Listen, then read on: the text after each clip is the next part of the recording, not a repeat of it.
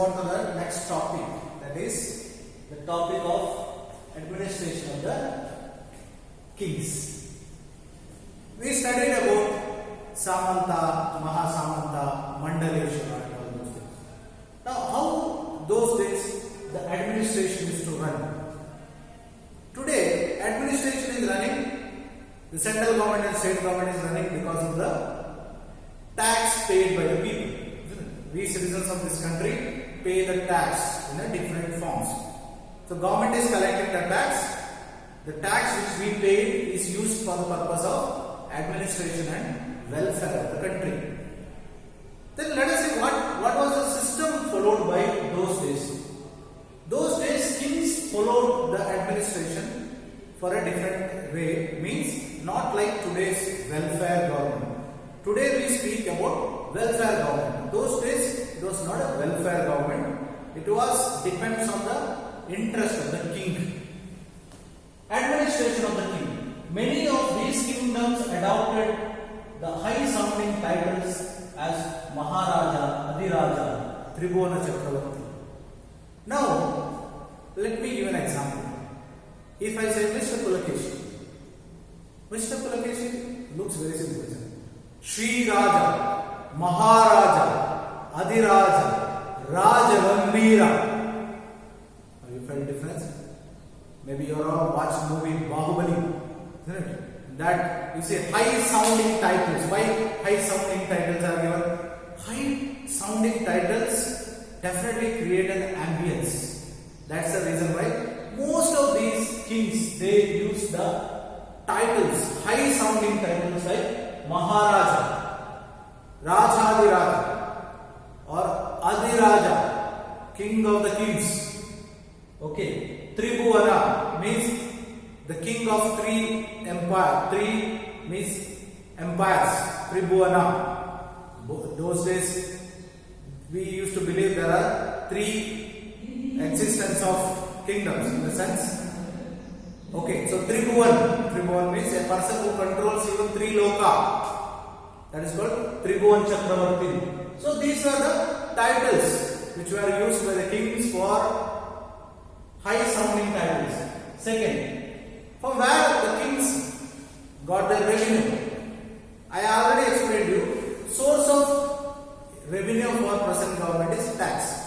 Those days, king collected tax in the form of cash as well as time. Because today we have paper currency. Today we don't pay tax in the form of kind. Kind in the sense, like for example, if a farmer is growing paddy, he don't take 2 bags of paddy and gives to government. It is kind. Today we pay in the form of currency. Those days, king collected revenue source from the land. They collected revenue from the landlords, zamindars, farmers, or even the pastoralists. Pastoralists are those people who have possession of cattle or any other livestock. So people who have livestock, people who are involved in agriculture work, or the landlords, they were all supposed to pay the tax. Even the merchants or the traders. Traders were also supposed to pay the tax. And the king used to collect the tax in the form of cash as well as kind. I explained to you what is cash, is currency. Kind means what a farmer is growing, that itself he has to give. That is called cash or kind. The revenue was used to run the administration as well for construction of temples and forts. What the king used to do about the source of revenue? King used to spend this money for his administration, construction of palace, construction of temple, construction of fort or the fortification of his palace, construction of some public buildings. So it is a discretion of the king to decide what to do with the money. So the revenue was used to run the administration as well as for the construction of temples and the forts. Then who has to collect the tax? Today who is collecting the tax? We have a VO or village officer. Isn't it? We have village officer, we have Tahsildar, we have DC, district collector. We have enough administrative arrangements today. those days the responsibility of collecting tax was given to a influential or a rich man or well-known personality of that particular village. So well-known persons or influential families, they were given the responsibility of collecting the tax.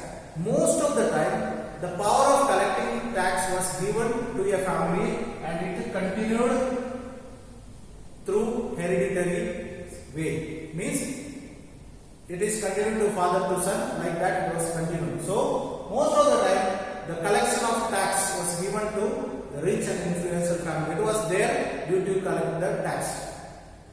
Hope you all watched the famous movie called Lagan. Amir Khan's movie Lagan. What is Lagan? Meaning of word Lagan is nothing but tax. If you have watched that movie, that the place, the village where Amir Khan used to live,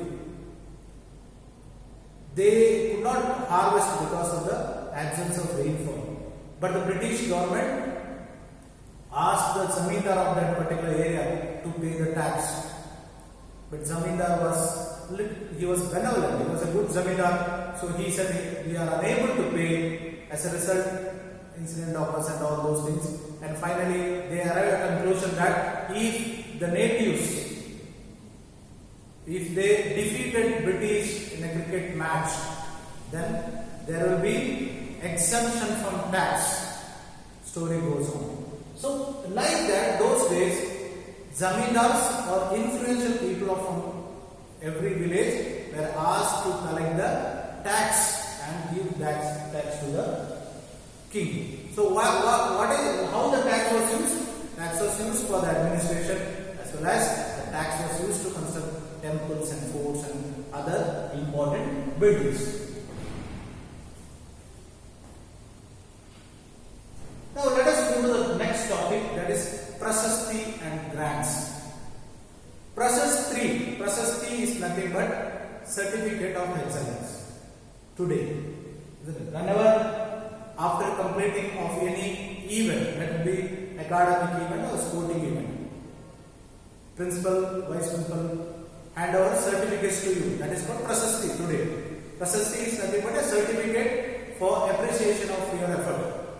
But those days, Prasasti is nothing but grant. It is called Prasasti. Means if the king gives gift or some grant to a person, that is recorded. That is called Prasasti. In North Karnataka, you may come across the surnames called Inamdar, Jagirdar. So Inamdar is or Jagirdar. The name sounds very clear that Inam is gift. So Inamdar means maybe their family, maybe got gift from the local kings. Jagir means province. So Jagirdar means somebody from their family maybe got a region or a province as a gift for some work which they done to their kings. So Prasasti and land grants are given to few selected people, and the king wanted to defend themselves as a great. What is the reason of giving grants, gifts? Because if the king wanted to show to the people that he is a benevolent, or he is a king who is always worried about welfare of the people, so he involved in the act of giving prasasti or land grants. And whenever a king gave prasasti or a land grant, most of the kings decided that whatever they gave should be recorded. Now, who has to do the work of recording? In our school, you see, there is a club called Calligraphy Club, isn't it? So, Calligraphy Club, generally, they are known for the good calligraphic or writing skills. So, students belongs to Calligraphic Club, they write the certificates. That's why most of your certificates looks very beautiful handwriting. The same way, those days, kings used learned Brahmins to write about the prasasti or grants. Generally, copper plates were used to record the prasasti or grants. So, prasasti or grants were given by the kings generally recorded in the copper plates. This is an image taken from your textbook. It is clearly explained that it is a picture of a prasasti. Okay. Many rulers describe their achievement in prasastis. You read about the prasasti in the Gupta ruler Samudragupta. You studied in the last year. This is discrimination of one prasasti which is there given in your textbook. Now let us move to the next topic, that is why kings involve themselves in warfare. We often come across the war between India, Pakistan, war between India and China. Why the countries involve themselves in warfare? India fought many battles or wars in Pakistan because of the territorial issues, because of the issue of Jammu and Kashmir. The same territorial issue is a problem between India and China. Wars were fought for various reasons. What is the reason why those days in the medieval Indian history, why the wars were fought? Most of the time in the medieval Indian history, wars were fought to gain wealth. That is what we speak about, warfare for wealth. The purpose of involving the war is nothing but to get the wealth. In medieval India, Kannauj in the Ganga Valley was considered as a rich province. Today, Arabian countries, that is Saudi, Oman, Riyadh, Kuwait, Dubai, they are the rich countries in the world today. Why? Because they have what? Liquid gold. What is liquid gold? Liquid gold is nothing but crude oil, the basis of petrol. But 600, 700 years before, means maybe in the medieval period of, these Gulf countries were not rich because these Gulf countries were not aware of petrol, and to use petrol vehicles were not there. So today these countries are very rich because of their source called crude oil. Like that, those days Kannauj was very, very rich. Why? Because the location of Kannauj was in a very good place because of the Ganga. River Ganga, because those days rich is nothing but fertile land, availability of water. If the land is fertile and enough water is available, then you can go for agriculture. Naturally the land will be rich. That is the simple calculation of those days. So, Kannauj was in the Ganga Valley, was considered as very, very rich province. So, quite natural that when there is a rich province, the powerful kings try to capture that province and own that province for their benefit. In the history, we can find always the three kingdoms who were involved in fighting to capture Kannauj. The three kingdoms which were involved in capturing Kannauj was Rashtrakuta, Gurjara Pratihara and Pala dynasty. So Pala dynasty, Rashtrakuta dynasty and Gurjara Pratihara dynasty. These three dynasties were involved in capturing Kannauj. So there was a frequent struggle between these three. That is called tripartite. Tri means three. Three-party means three kingdoms involved in struggle. That's why it's called tripartite struggle. Why it's called tripartite struggle? Because three dynasties or kingdoms were involved in the war to capture Kannauj. This is when we speak about Kannauj was concentrated because Kannauj was a rich place. Moving on to next, you may be heard the names of Muhammad Ghazni and Muhammad Ghori. Muhammad Ghazni is from Afghanistan. Muhammad Ghazni ruled from 997 to 1030 AD. Muhammad Ghazni was from Afghanistan, was considered as a poor province of those days. So Muhammad Ghazni decided to loot or attack subcontinent, that is India, and the main motto of Muhammad Ghazni was to loot the wealth of India. Those days, wealth was concentrated in temples, most of the temples. So Muhammad Ghazni attacked Somnath temple of Gujarat. It is believed 17 times he attacked. Means every year he used to attack temple of Gujarat, that is Somnath temple of Gujarat, and take out the wealth from Gujarat, to loot the wealth from Gujarat, and he constructed a beautiful city called Ghazni in his motherland. So Muhammad Ghazni, the very purpose of Muhammad Ghazni was attacking India is nothing but to amuse or to collect the capital, or that is collect the wealth from India. That is the main work of Muhammad Ghazni. So Muhammad Ghazni, he raided subcontinent almost every year to loot the wealth from India. His main targets were wealthy temples.